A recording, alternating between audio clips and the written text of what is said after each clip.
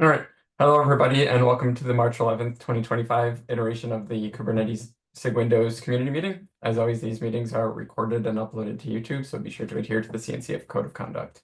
For anybody that's new here, that just means mainly boils down to just be nice to everybody. Okay, let's get started. As far as announcements, I think this has been pretty consistent, but Code Freeze is coming. That is for next Thursday or Friday, depending on where you are straddling GMT. This is for the 133 release.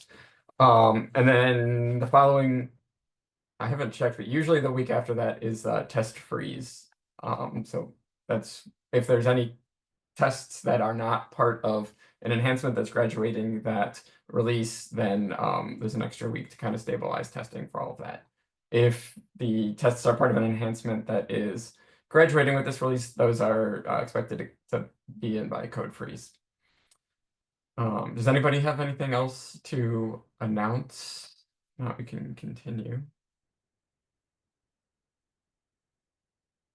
No. Okay. Next, we usually give a little bit of space if there's any new contributors who want to say hi. This is totally optional, but if you are kind of new here, want to just introduce yourself or say hi, feel free to do so now. I'll pause for a moment. People can raise their hand or unmute.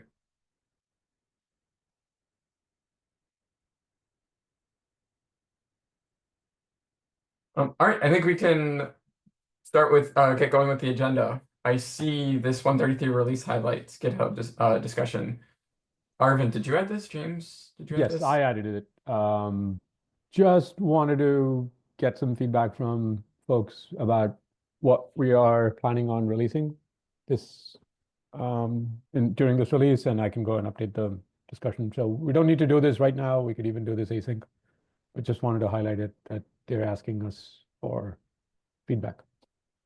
Okay, yeah, I think we can do that async. That's just part of the normal release and everything too. So, all right, let's get into some of the agenda items. Koan, to see you're first. Do you want to handle some of these or some of these? I see there's a lot of questions about the Windows Server 2025. Yeah, just wanted to ask what K8 version will officially support Windows Server 2025 if it's not already supported? I know Ian, who's on the call, has been doing a lot of work to get the test grid stuff running. I believe that in terms of the kubelet-based functionality, there was a patch that went in either 131 or 132 that was needed that changed how we query some things since WMIC was removed in the startup path. And I'll double check with that, but I believe that that's like the only hard blocker that I'm aware of. I'll let Ian comment on this though. Yeah, so we're mostly going through the test to try and figure out the bits that are failing and whether the work is going to fall on the Windows teams to fix or it's a Kubernetes update. So depending on what we find, then it ends up either being fixes to later versions of Kubernetes, meaning the minimum version may go up with some backporting to older versions, or we'd end up with a scenario where once the bugs on Windows are fixed, then we have support for at least the last 3 releases or so. But yeah, we'll keep you posted on what's going on there. And these failing tests are the ones which are failing in the test grid? Yeah. Okay. Sounds good. And Mark, that the change you were mentioning, was that related to HNS, using update load balancer API, something like that, or is this a different block? The one that I mentioned was specifically around using WMIC or not using WMIC, which was a WMI command line tool that was removed during. Okay. It's been deprecated forever, and they finally removed it. Well, it was finally removed in Windows Server 2025. So we, I think, switched to querying the values we used to query through the registry.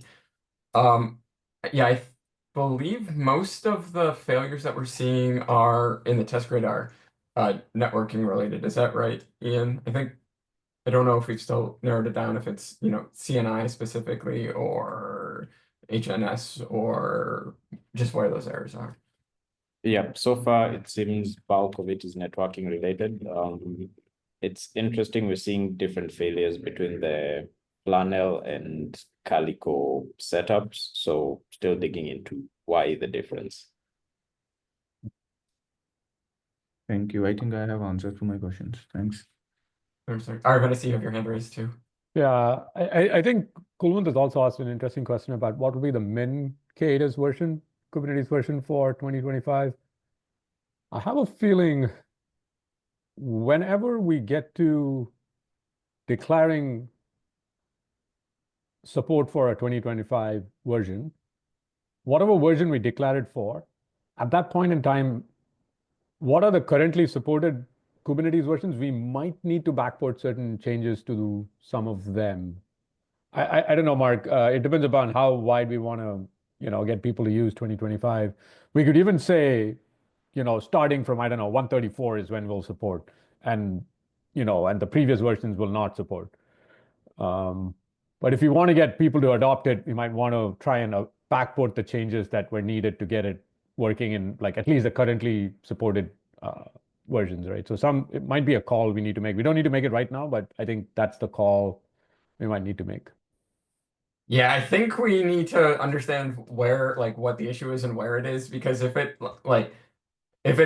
is in some CNI components, then and we find like if we can fix those, then and we can possibly like run the tests against the older versions of Kubernetes that at least have that WMIC fix and see if it's like that. But if it requires update in other components, then those might have minimum versions and things too. I think it's hard to say right now because we don't know exactly where the failure It is. might almost be a matrix, right? You need minimum version of Calico at this and Kubernetes at this for it to work. So yeah, might be a little tough. Yeah. Yeah, I think there's definitely work going on towards trying to get that all sorted out. Mauricio, I see you also have your hand up. Yeah, about trying to use newer Windows Server versions in already released Kubernetes miners. I think one problem that we've seen in the past with COS, which is another operating system, is that there might be different changes in the kernel. And for stability, we kept the kernel version the same in a GK miner or in a Kubernetes miner. And as a user, it would be weird if I have a workload, let's say on 129 that's using Windows Server 2022, and then I jump to 2025, and then my workload breaks. Yeah, that is a good point too. I think people might want to, need to consider that, and I'm sure every, provider solution is going to be different. But I imagine now, since Windows Server 2025 has been out, I can imagine scenarios where customers want to start a new cluster on, like, let's say 131 or 132, because those are the stable versions of Kubernetes, knowing that eventually those cloud providers might stop supporting Windows Server 2022, so to delay that update. But yeah, I think I remember between 2019 and 2022, there were some significant behavioral changes too.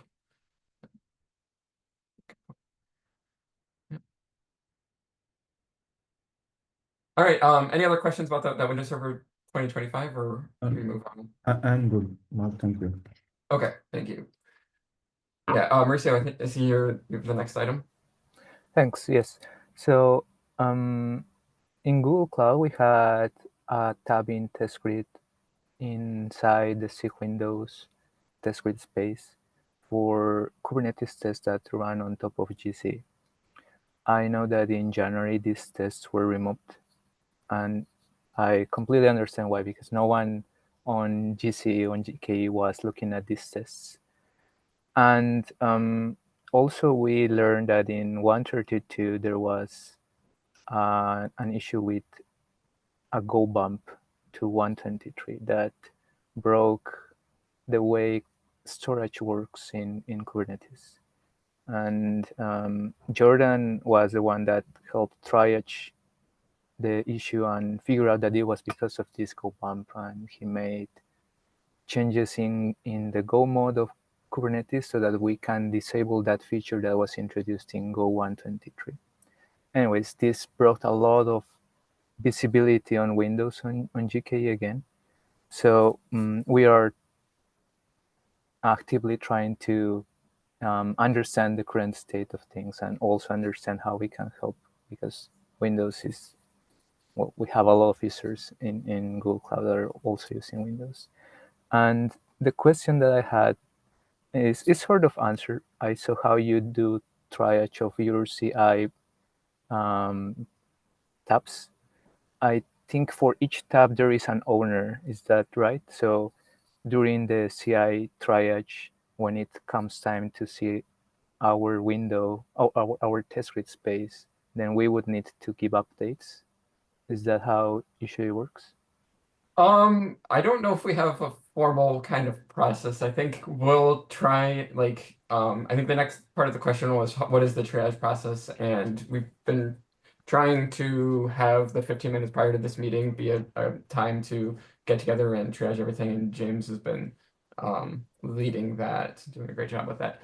I think it's real, like, we really just like flip through them, and just it's more based on how much time we spend in the meetings and which ones we feel like we haven't looked at previously.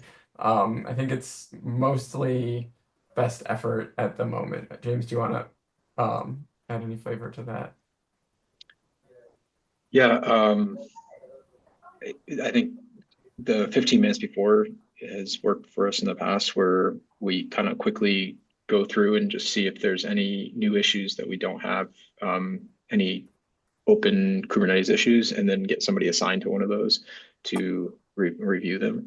And so it's really just kind of a quick pass there, and then following up afterwards as far as diving into the fixes and things. So yeah, if you start showing up at 9:15, and we can start including the GC tests, so we can just quickly look at them and see if there's things to be opened.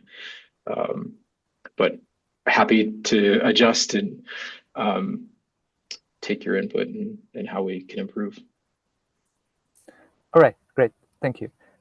For any failure that you may have in your tabs that you might think it's not because of a flake, do you know who's the one that creates a bug in KK?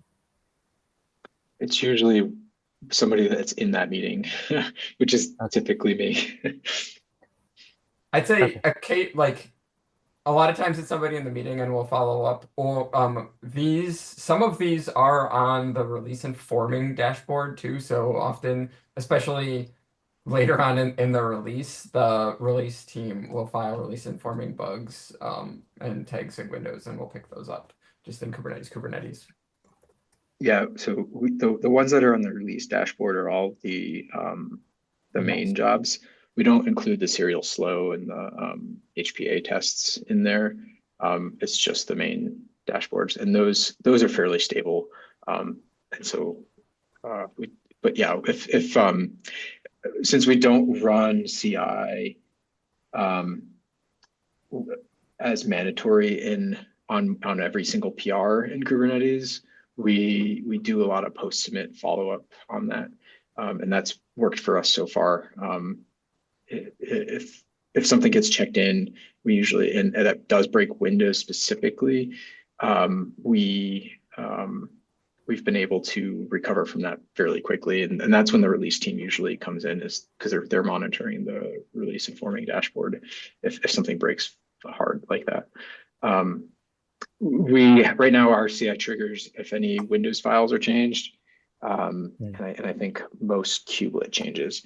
And Mark's been working really hard on getting unit tests running as well, so that we can run those on every single PR. He has a open Slack issue, so that way at least we know things will build on Windows, which has been historically like somebody just checked in something that just doesn't build on Windows or doesn't start up on Windows, and it's usually a pretty quick fix to get it in. And I will comment for the specific the eval symlinks issue and other things. We had discussed that quite a bit in previous SIG Windows meetings, but I think that was just a space or like we didn't have the test coverage and the EDE tests that we had, at least from the ones that we were running in Azure. We weren't testing the cloud or the our CSI drivers against master in Kubernetes in 132 and other things. So I think we're working to fix that. So in that one in particular, even if we were to, and that's that first test that we just enabled that we were looking at, that I said was flaky because we just turned it on. That now tests our CSI against main, but even then we wouldn't have caught that bug because our CSI has a different code path than the GCE ones. So it would be nice to get the CSI tests up there so that we can make sure we're testing that code path as well. And I see a question from Sunny in the chat asking, do these tests use the test ED storage test suites for storage related tests?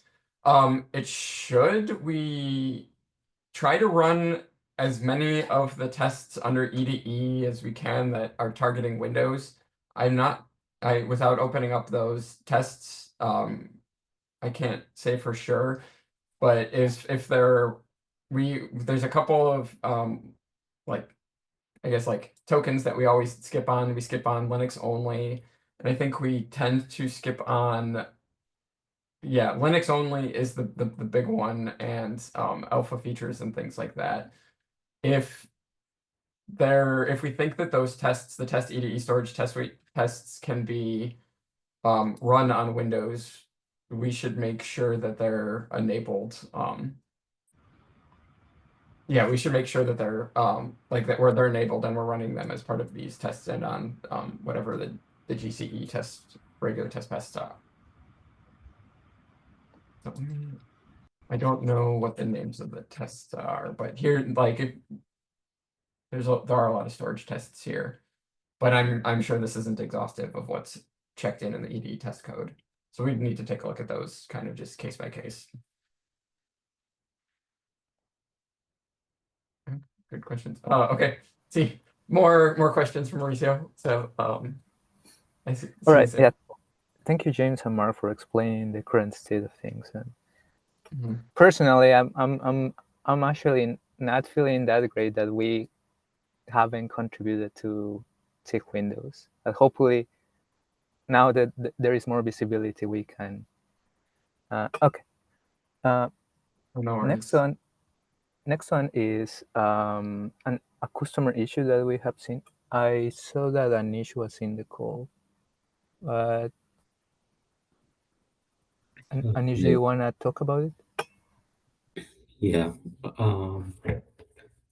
So yeah, we are seeing a really weird issue on GK right now and wanted some advice on how we can debug further. The summary of like the issue is that when the new GK Windows nodes come up,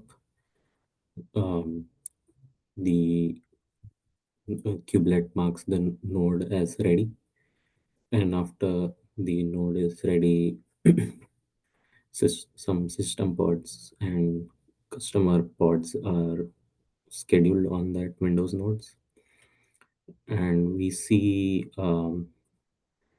some image pools fail intermittently with TLS handshake timeout error to the artifact registry, and some are successful. And the ones which fail with TLS handshake timeout, they succeed after like a few retries.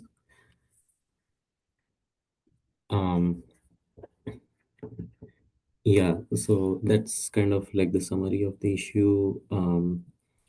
We are not seeing similar thing on like the Linux side. So currently we are like ruling out any issues on the VPC or container registry side.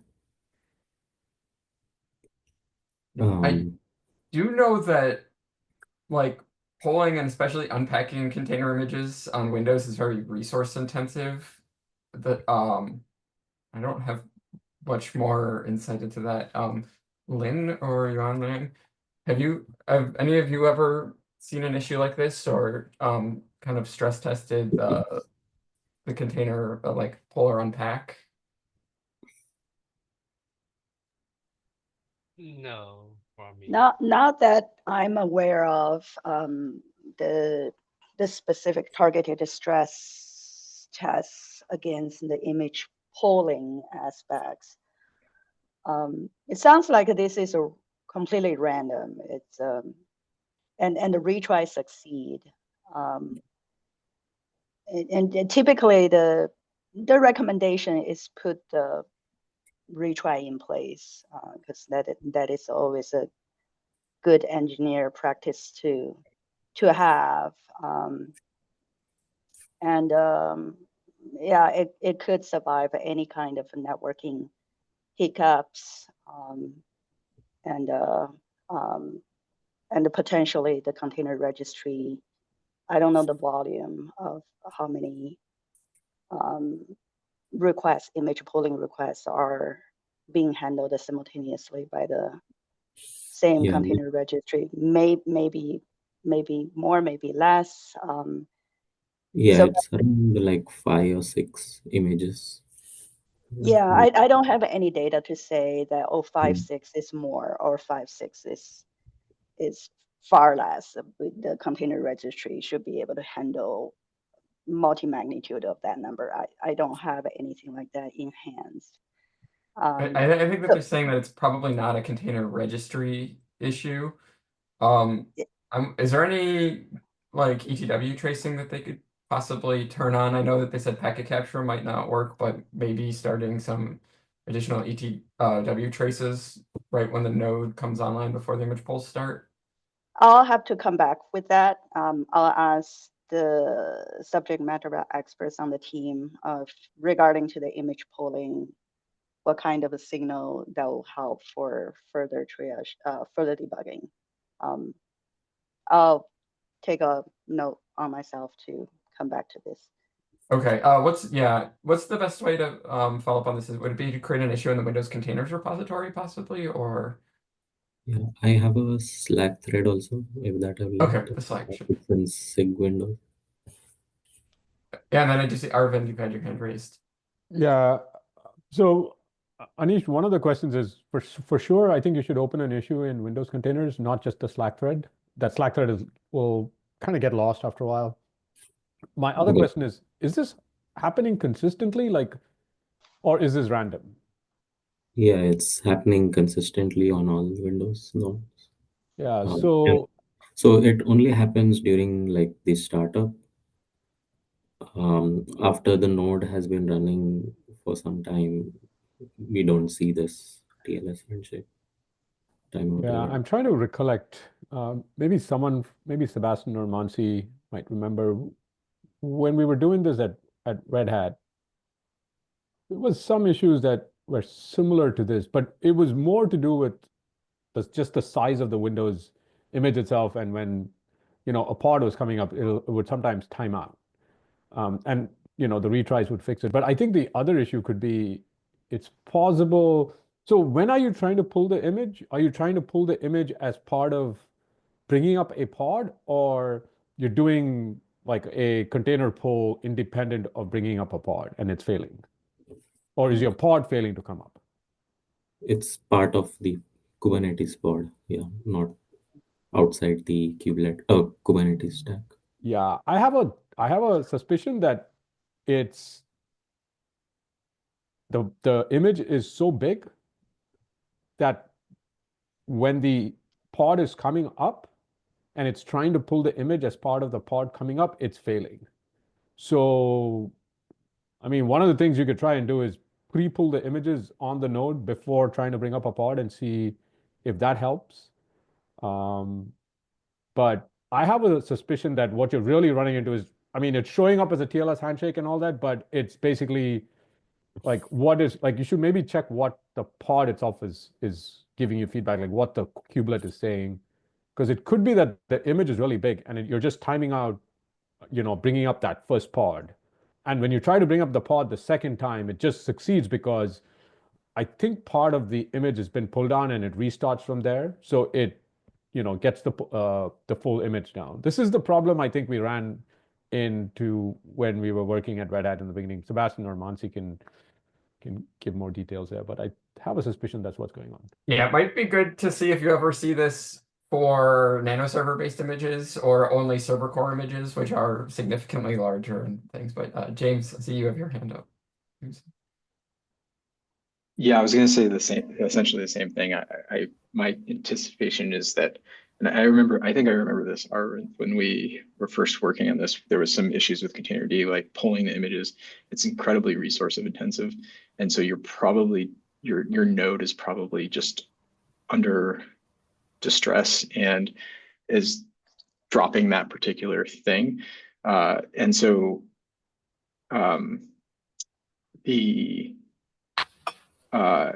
I think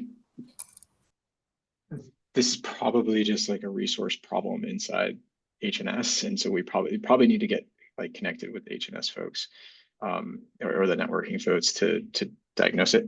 I dropped a link to like their tracing thing. There's actually several in that repository at that same level, but I think that's the one that they're using most recently.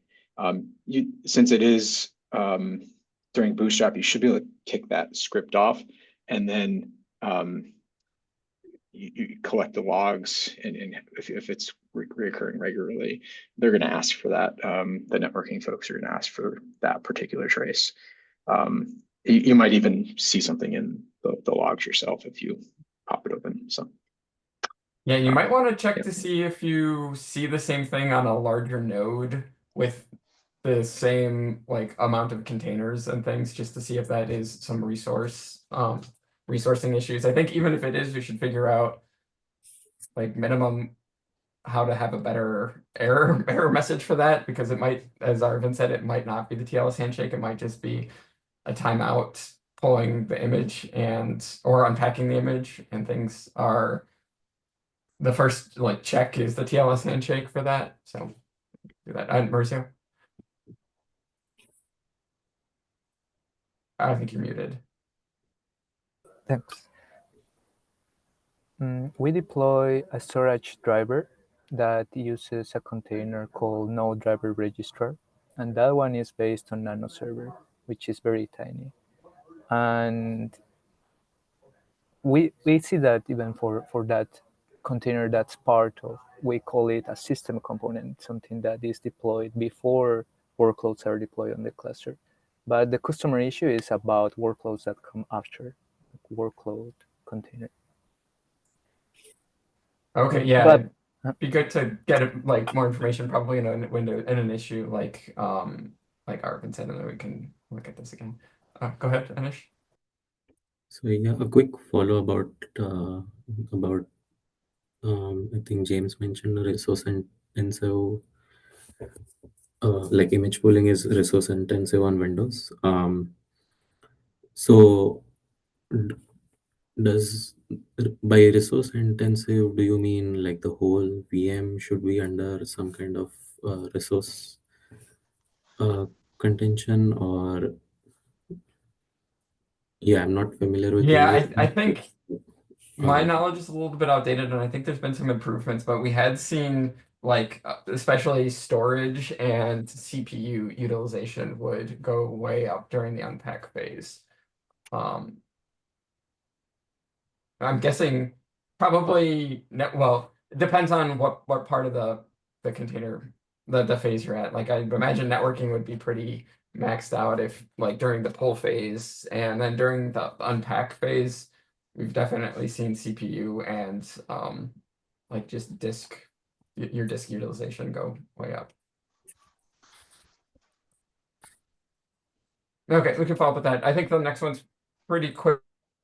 I can probably handle those. The CI tests are not release blocking, but they're release informing, and we do run those. We do have the same tests that should be running against all of the release branches, and I don't think that they're triggered automatically for like cherry pick PRs, but at least if it's a Windows one or if we catch a node one, we like James and I will trigger the Windows tests. And then for the unit tests, those are neither release blocking nor release informing right now. So in the past, those had taken about 2 hours to run, and that was deemed too slow to run on all of the PRs. In the past couple of weeks, we've done some work to get that job down to about 25 minutes and also done a bunch of work to deflate the failures.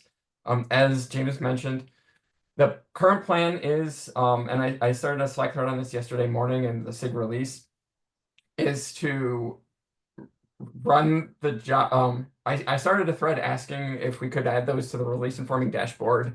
And I think some folks, including Ben, said first start by running this on every KKPR. So that's currently the next step is in master.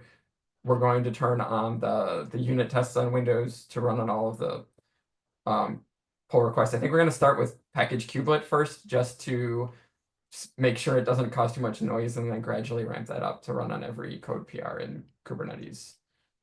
So that should be coming soon. Okay, perfect. Thanks for the answers. All right. I think, does anybody have anything quick before I stop the recording? I think we're a little bit over, but thanks everybody for all the discussions. All right. See everybody around. Bye, folks. Bye-bye. Thanks all. Bye.